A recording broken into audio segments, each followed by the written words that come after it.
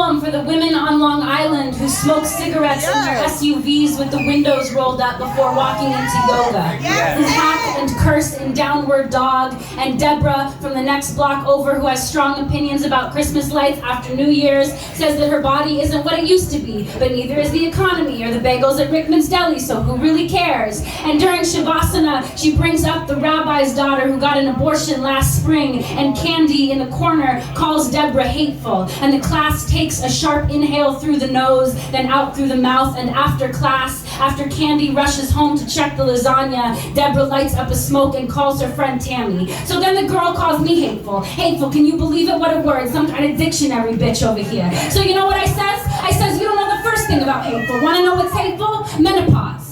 And it doesn't really matter if Deborah actually said that to Candy, which she didn't, because Tammy is so caught up that Candy called Deborah hateful, which she did, that next week, when Tammy runs into Candy while shopping in Rockville Center, and Candy asks Tammy how she's doing, Tammy will adjust the purse strap on her shoulder and say, we all have a little coal in our stocking, Candy. And Candy will shuffle away, certain that Tammy knows something about her marriage that she shouldn't, and she doesn't. She just loves Deborah, who has a lot of opinions, and had Candy given her the chance to finish her sentence, Deborah would have talked about the reproductive rights march she went to in the 60s and the counterproductive sex-shaming methods of organized religion. I want to write a poem for the women on Long Island whose words stretch and curl like bubblegum around the forefinger, who ask if I have a boyfriend, and before I answer say, don't do it, don't ever do it. You know my friend Linda, she's a lesbian, like a real lesbian, and whenever I go over there, she lives on Corona over by Merrick, by the laundromat, you know what I'm talking about, whenever I go over there and see her and her wife, what's her name? I can never remember the girl's name. Anyway, whenever I go over there, I says, you know what I need? I says a girlfriend, that's what I need. Yes! The women on Long Island let their teenage daughters throw parties in the basement while they watch the home network upstairs and keep a bat by the couch in case anyone gets roofied, even if it's their own son who did the drugging. The women on Long Island won't put it past any man to be guilty, even their kin, who after all have their husbands' hands and blood. And last week, when a girl was murdered while jogging in Queens, the women on Long Island were unstartled and furious. They did not call to warn their daughters. They called their sons, sat them at the kitchen table and said, if you ever, and I mean ever so much as make a woman feel uncomfortable, I will take you to the deli and put your hand in the meat slicer. You think I won't?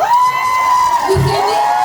I will make a hero out of you, with mayonnaise and tomatoes and dill and onions. I want to write a poem for the women on Long Island who, when I show them the knife I carry in my purse, tell me it's not big enough, who are waitresses and realtors and massage therapists and social workers and housewives, and tell me they wish they would have been artists, but life comes fast, you know? One minute you're taking typing classes for your new secretary job in the World Trade Center, and the next it's almost over. Life, I mean. But I kicked and screamed my way through it, and so will you. I can tell by the way you walk. One more thing, when they call you a bitch, say thank you.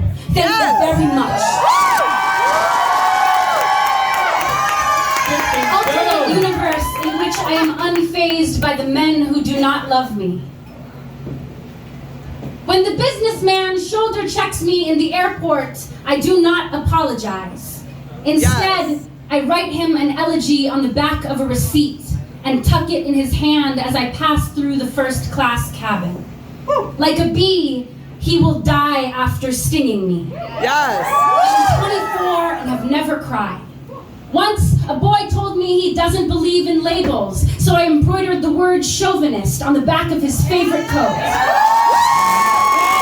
A boy said he liked my hair the other way, so I shaved my head instead of my pussy.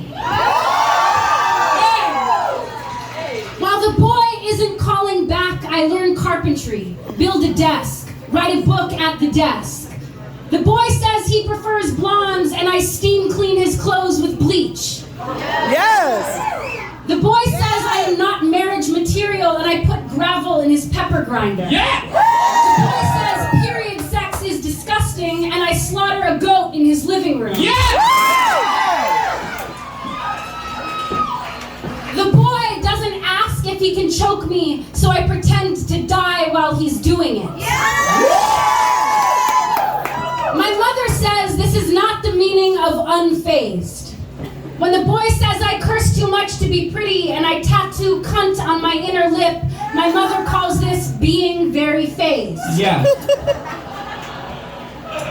But left over from from the other universe are hours and hours of waiting for him to kiss me, and here they are just hours. Here, they are a bike ride across Long Island in June. Here, they are a novel read in one sitting. Here, they are arguments about God or a full night's sleep. Here, I hand an hour to the woman crying outside of the bar. I leave one on my best friend's front porch. Send my mother 2 in the mail. I do not slice his tires. I do not burn the photos. I do not write the letter. I do not beg. I do not ask for forgiveness. I do not hold my breath while he finishes.